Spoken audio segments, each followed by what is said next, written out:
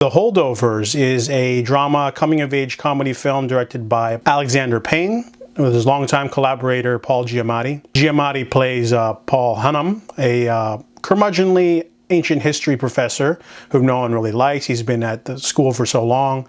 Barton Academy is a place for rich people to send their jerky sons to go to, and they basically are all spoiled brats. We're also focusing on Angus. He is one of these, he's a troubled young man whose vacation is canceled by his mom and stepfather, so he has to be a holdover, which is someone who has to basically stay at the school for the 2 weeks instead of going home for Christmas. So there's 5 young men, and then we've got the professor, and then we're also focusing on Mary. She is a cook at the school who has to cook for them, but she wants the extra bonus money, but she's also grieving from the death of her son. So the 3 of them become a sort of dysfunctional family together. There's also the other boys too. But this is a really interesting film.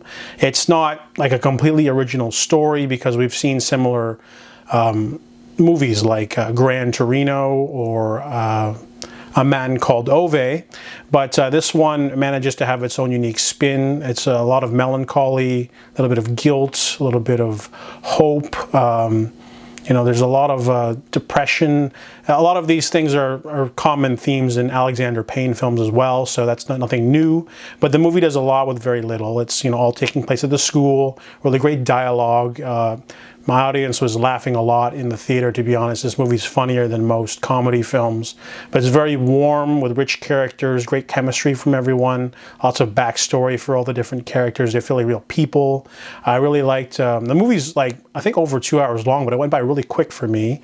It becomes a little bit of a road trip movie at the end too, with a really nice surprising turn of events. Without the Christmas themes though, the movie would seem overly schmaltzy, but it doesn't because it weaves that in like organically. They're there because of Christmas break, so that's why there's a Christmas theme.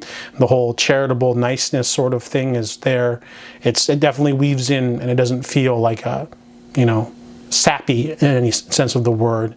The movie manages to just sort of juggle all those balances of tones. It's a really strong drama film, and definitely wish to see it do well during Oscar season. So I give The Holdovers a 7.5 out of 10.